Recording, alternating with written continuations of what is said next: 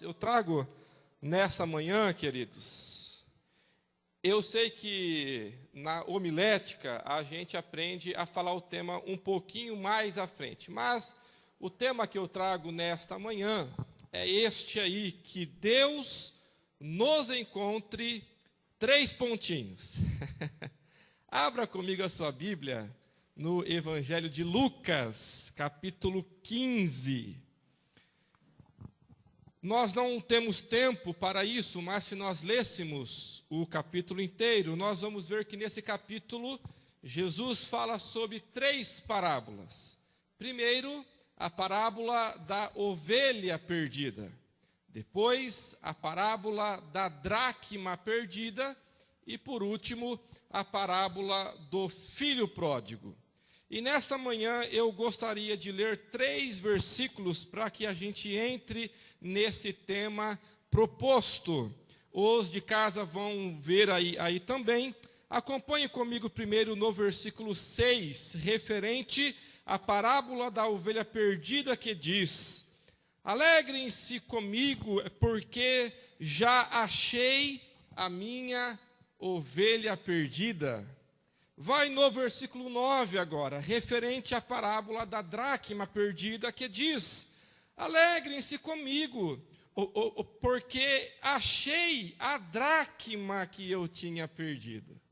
E vai comigo agora no versículo 32, que diz: mas era preciso festejar e alegrar-se, porque este seu irmão estava morto e reviveu, estava perdido e foi achado. Então, com base nesse tema, que Deus nos encontre, 3 pontinhos. Eu gostaria de ver com os irmãos quais as formas que Deus quer nos encontrar. Nessas 3 parábolas, vemos aqui representando e simbolizando Deus. Deus indo atrás de uma ovelha perdida, Deus indo atrás de uma dracma perdida e o pai que esperava ansiosamente a volta do seu filho. Então, a Bíblia enfatiza que Deus procura. E se Deus procura, é porque Ele quer encontrar.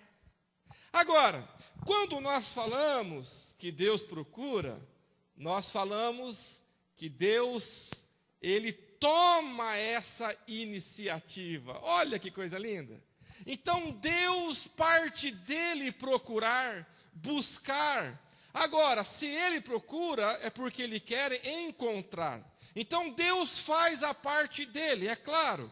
Agora, a forma ou como Ele vai encontrar a cada um de nós, aí é uma outra história. Isso reflete a quê? Deus faz a parte dele, agora é responsabilidade nossa como que Ele vai nos encontrar. Ou seja, como Deus vai me encontrar é responsabilidade minha e só minha. E como Deus vai te encontrar é responsabilidade sua e só sua. Agora, em contrapartida a isso, em 1 Pedro capítulo 5, versículo 8, Pedro diz que o diabo, como um leão, anda ao nosso derredor, buscando também. Mas o objetivo dele é outro. Ele procura ou busca a quem ele possa destruir. Mas a ênfase da mensagem desta manhã é sobre que Deus nos encontre, 3 pontinhos. Os irmãos querem aprender comigo, amém? Então vamos nessa. A primeira forma, que Deus nos encontre adorando. Olha o que diz em João capítulo 4, versículo 23. No entanto, está chegando a hora, e de fato já chegou, em que os verdadeiros adoradores adorarão o Pai em espírito e em verdade. E são estes os adoradores que o Pai procura. Oh, maravilha! Então, a primeira coisa, que Deus nos encontre adorando. E Jesus enfatizou isso, que são estes que adoram o Pai em espírito e em verdade, são estes que o Pai procura. Oh, coisa linda! O Pai procura quem o adore em espírito e em verdade. Agora, queridos, adorar não é apenas em um momento, apesar que faz parte. Nos nossos cultos, nós temos o momento do louvor, mas não se restringe apenas a isso. O culto todo é uma adoração a Deus. Então, adorar não é somente um momento, não é apenas porque alguém está cantando, louvando, que eu vou adorar somente nesse período. Faz parte também. Agora, eu sempre aprendi que a adoração é um estilo de vida. Sabe aquelas pessoas que quando a coisa não sai bem, ela resmunga, murmura, reclama, alguns carnais até xingam, até falam aquilo que não devia. Aquelas pessoas que, quando algo não sai certo, só fica atraindo, oh, que maldição, que maldito, e coisa. Então, porque adorar é um estilo de vida, ou seja, o que é bacana é que o texto enfatiza o quê? Que o Pai procura os verdadeiros adoradores, ou seja, adorar não é uma força. O verdadeiro adorador não precisa se esforçar, é porque ele já está na essência dele. Então, se a coisa vai bem, ele adora.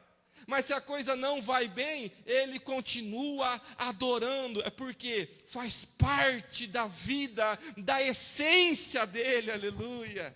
Então, Jesus está dizendo que estes que são os verdadeiros adoradores adoram ao Pai em espírito e em verdade. Agora, isso quer dizer que o Espírito Santo habita nele. Ele é espiritual, aleluia. Então, ele não vê somente as coisas com a ótica natural ou com a ótica carnal, mas com a ótica espiritual também, aleluia. Então, quando eu falo que adorar é um estilo de vida, então não importa onde eu esteja, eu estou adorando. Não importa o que aconteça, eu estou adorando. Não importa onde, quando, com quem, eu continuo adorando. Eu adoro a Deus naquilo que eu sou, porque Jesus enfatizou o quê? O Pai procura os verdadeiros adoradores. Então, naquilo que eu sou, eu adoro a Deus com aquilo que eu sou, com aquilo que eu tenho e com aquilo que eu faço. Paulo disse: quer comais, quer bebais ou qualquer outra coisa, façam tudo para a glória de Deus.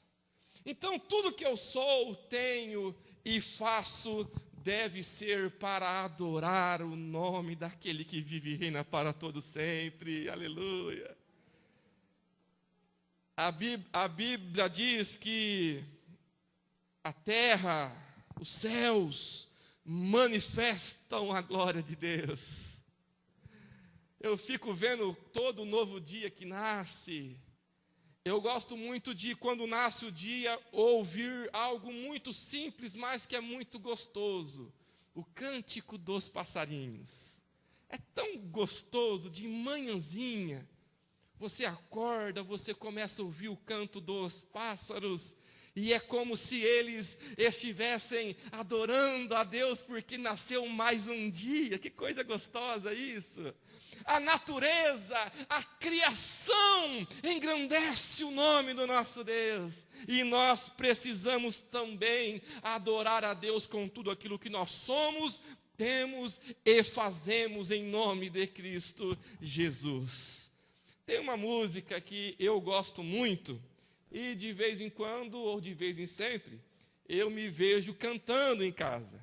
E a minha esposa, ela na hora que ouve, ela fala: amor, você tem certeza disso?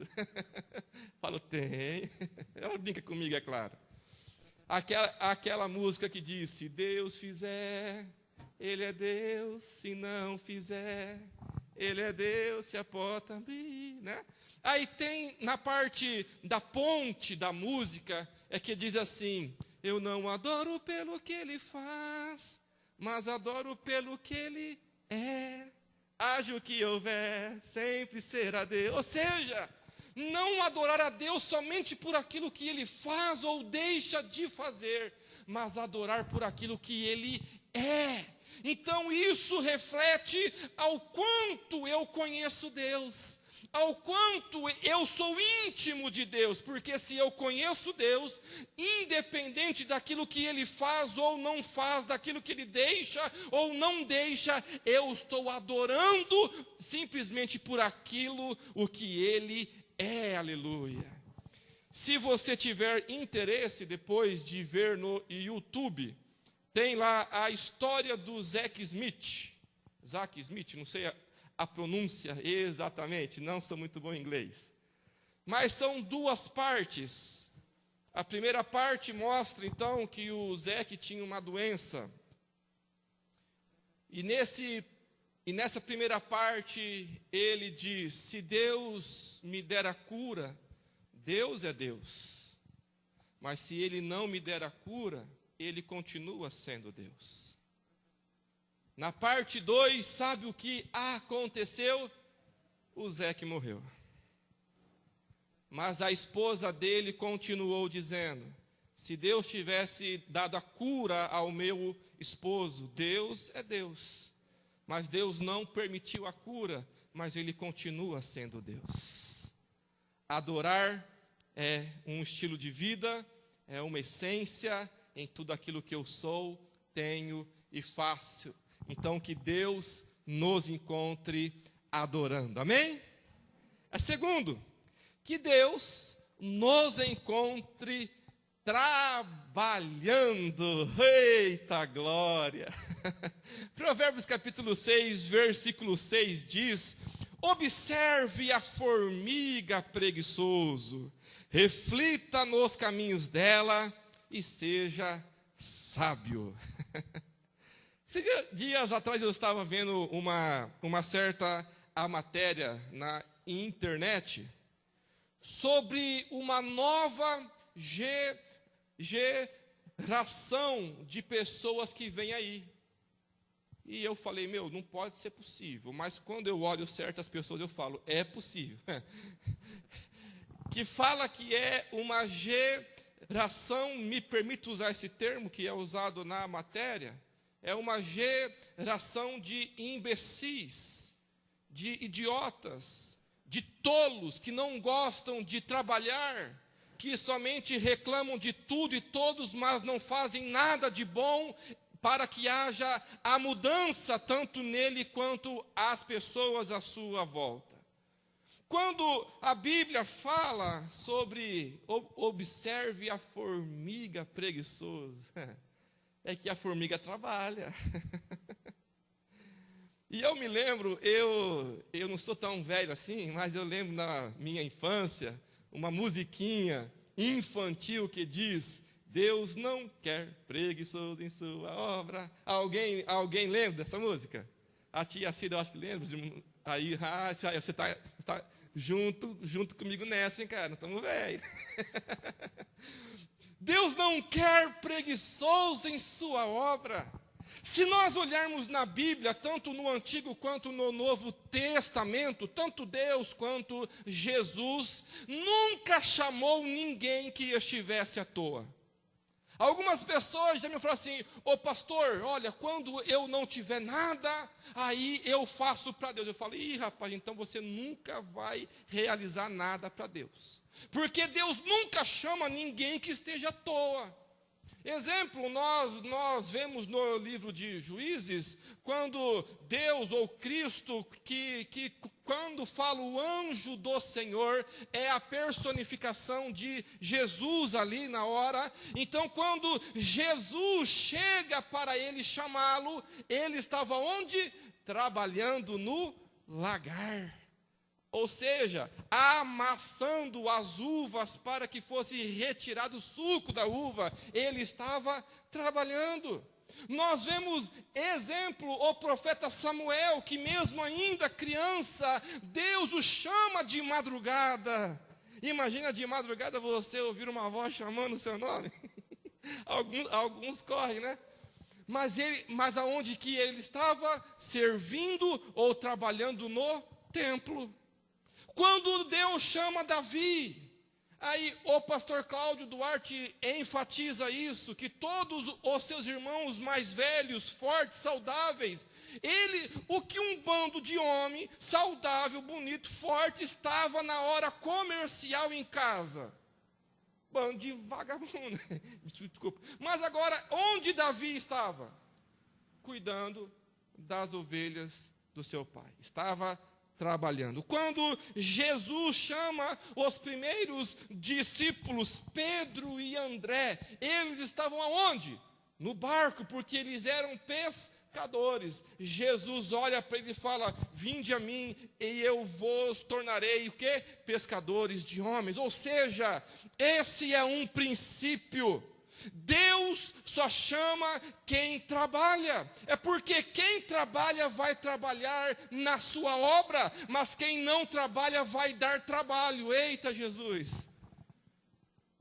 Agora, gente, existe um clamor que ecoa há muitos anos.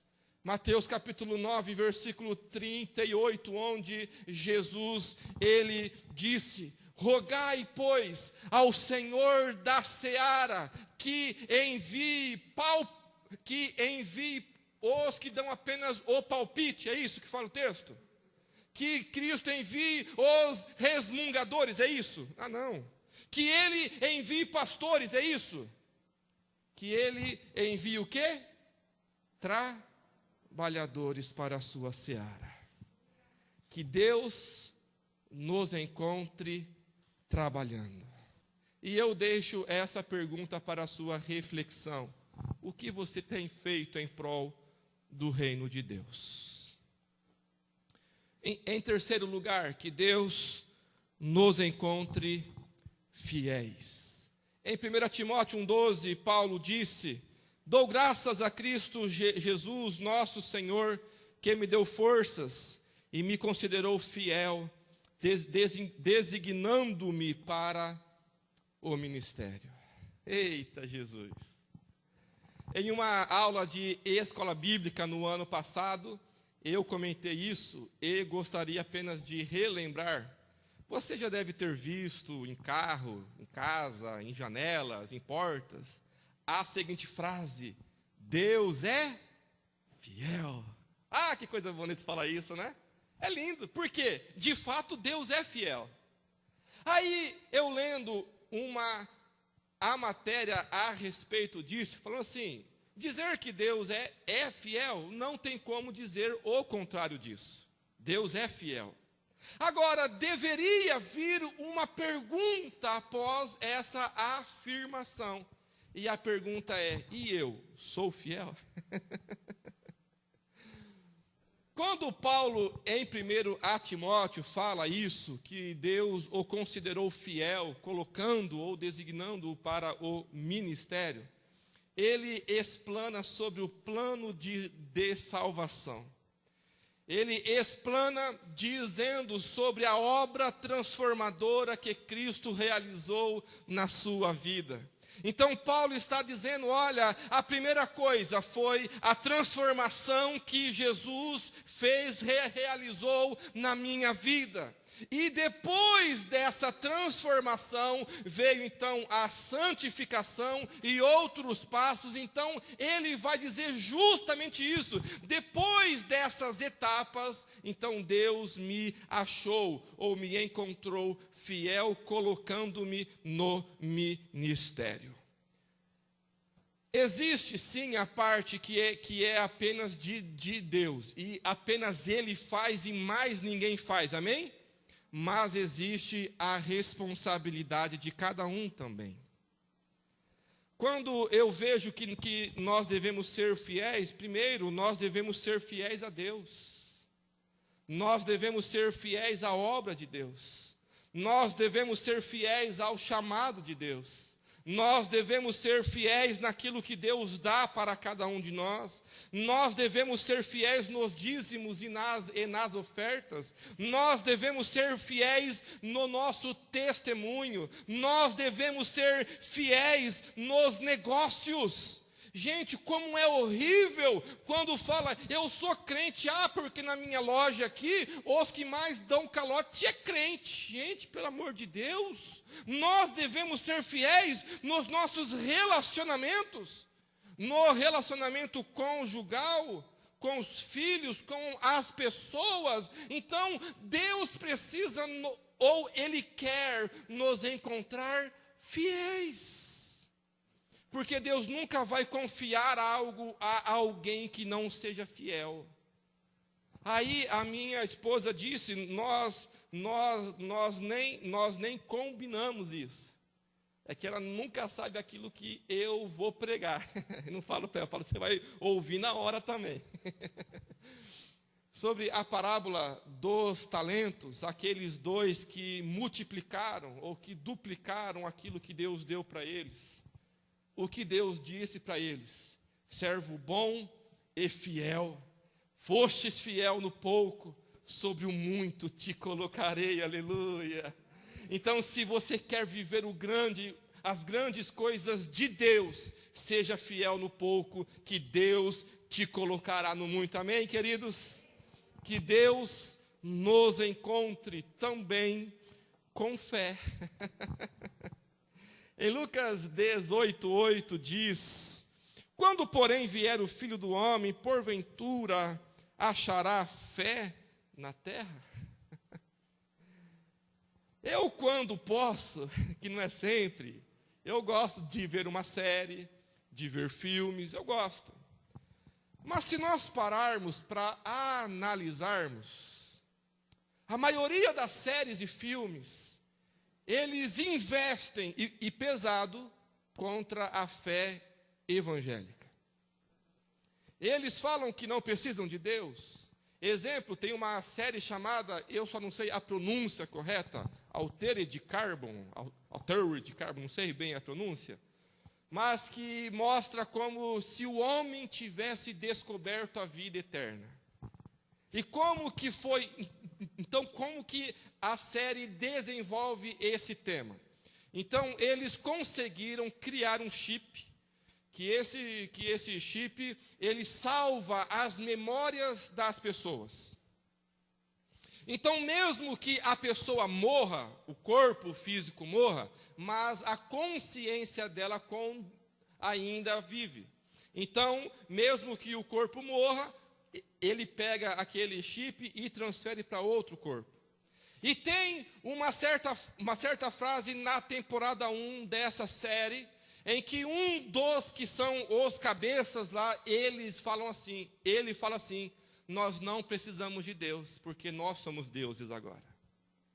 E tantas outros investimentos que nós temos em filmes, novelas, em telejornais, em mídia, é dizendo que não existe Deus, que Deus está morto. Nietzsche disse isso, né, se não me engano, que ele iria ver Deus morrer, alguma coisa relacionada a isso. Agora, diante disso tudo, a Bíblia nos traz essa pergunta: quando, porém, vier o Filho do Homem, achará fé? Agora, Deus quer nos encontrar com fé. Com fé em quem? Nele, é claro. E ele próprio disse: bem-aventurados são aqueles que não me viram, mas eles creram em mim, ou vão crer em mim. Então nós precisamos de fé, aleluia, fé para nós vencermos tudo isso que o mundo vem contra nós. A fé, quando nós falamos sobre fé, nós falamos sobre algo espiritual. Nós precisamos desenvolver a nossa fé. E foi isso que Cristo disse, não foi? Que a fé começa como um grão de mostarda, né? Que enquanto grão é o menor que tem, mas esse grão precisa germinar, e vai crescer, e vai dar fruto, e vai dar sombra, e vai isso. Então, a nossa fé precisa ser desenvolvida, e tudo aquilo que eu não desenvolvo fica atrofiado, não é? Se nós ficarmos em cima de uma cama parado por muito tempo, depois os nossos músculos não vão estar fortes. Assim é a nossa fé. Nós precisamos colocá-la em prática. Nós precisamos desenvolver a nossa fé. Ô pastor Júnior, e como que eu desenvolvo a minha fé? Simples, colocando-a em prática. É como assim? Cristo disse: mas se você vê algum enfermo, vai lá e ora por ele. Se você vê que alguém precisa de ajuda, vai lá e ajude. Simples assim, é colocar em prática coisas simples, mas que a Bíblia diz que isso traz resultados extraordinários. Então agora, que Deus nos encontre, primeiro espirituais. No meio de um monte de povo carnal que ama o pecado, mas que se chafurda na lama do pecado, que Deus nos encontre espirituais, que Deus nos encontre batalhando pela fé dos santos, que Deus nos encontre cheios do Espírito Santo, aleluia, e que Deus nos encontre com os olhos na eternidade, aleluia. E que eu encerro esta mensagem, que Deus nos encontre vigilantes e preparados, aleluia. Mateus 24, 42 diz: portanto vigiem, é porque vocês não sabem em que dia virá o seu Senhor. Foi anunciada aí nas redes sociais, como se fosse uma parte de um livro do C.S. Lewis, mas na verdade usaram a base do livro, mas foi uma moça que ela é escritora, e ela baseou-se no livro do C.S. Lewis, e ela escreveu isso no ano passado, descrevendo o cenário atual do mundo, sobre uma peste, as pessoas com medo, as pessoas morrendo, fome, desgraça e coisas assim. Então, e ela então, nas suas palavras, mostra sobre que as pessoas não têm mais a sua esperança no céu. Elas têm medo de morrer, mas aqui na terra é porque elas não aguardam mais o céu, a vinda que há por vir. Nós precisamos nunca nos esquecermos de que Jesus está voltando. E como disse Pedro na sua última epístola, que haveriam zombadores, dizendo: onde está a promessa da sua volta? Eu ouço há tantos anos isso, ok, mas Jesus está voltando. Ele disse: vou para o Pai, mas eu vou preparar lugar para que onde eu estiver, estejais vós também, aleluia. Em Atos, quando ele é assunto ao céu, aparece aparecem anjos e dizem: olha, da mesma forma como vocês viram ele subindo, ele descerá do céu também para buscar a sua igreja, aleluia. Nós não podemos perder a certeza de que Jesus voltará e nos levará para o céu, aleluia. Agora, queridos, não é tempo de nós desesperarmos, não é tempo de nós resmungarmos, não é tempo de nós desperdiçarmos a nossa vida, mas é tempo de nós vigiarmos. Alguém, eu só não me lembro quem que disse essa frase. Diante de um mundo em crise, cheio de medo, precisa haver uma igreja forte e operante para a glória do nosso Deus. Nós precisamos estar vigilantes e preparados para a volta de Jesus. O texto diz: porque vocês não sabem em que dia virá o seu Senhor. Se a gente soubesse, muitos falam isso, né? Eu ia pecar até um dia antes. Depois Jesus me acerta, estou aqui. Precisamos estar preparados para a volta de Jesus. Olha o que diz Apocalipse 19, 7 e 8. Regozijemo-nos, vamos nos alegrar e dar-lhe glória, pois chegou a hora do casamento do Cordeiro, e a sua noiva já se aprontou. Foi-lhe dado para vestir-se linho fino, brilhante e puro. O linho fino são os atos justos dos santos. Agora a Bíblia enfatiza em Apocalipse que a verdadeira noiva de Cristo está o quê? Pronta. Aleluia. Agora, crente fala assim: ô pastor, eu não estou pronto. Então, reveja o seu conceito sobre ser a noiva de Cristo. Porque a Bíblia afirma que a noiva está pronta. Cante então assim comigo. O rei está voltando. O rei está voltando. A trombeta está soando, o meu nome irá chamar. O rei está voltando, o rei está voltando. Diga bem forte isso. Aleluia. Ele quê?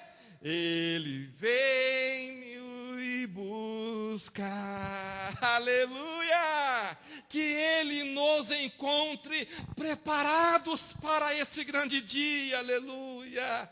Muito melhor, muito maior, muito mais belo, muito mais extraordinário do que o dia do nosso casamento, que é lindo, que a noiva principalmente se arruma, fica lá o dia inteiro no espaço, se arrumando, fazendo tudo belo, que bom isso. Mas muito maior é a volta do nosso Senhor Jesus Cristo. Ele disse que Ele voltaria, e Ele voltará quando? Não sei. O importante, como a Bíblia diz, é que nós estejamos preparados e prontos para esse grande dia. Amém? Feche os seus olhos, por gentileza. Eu convido aqui a tia Cida para nos guiar nesse clamor agora. Em nome de Cristo Jesus. Deus procura, e como que Ele vai te encontrar? Nós falamos que Deus nos encontre adorando, trabalhando, fiéis, com fé, vigilantes e preparados.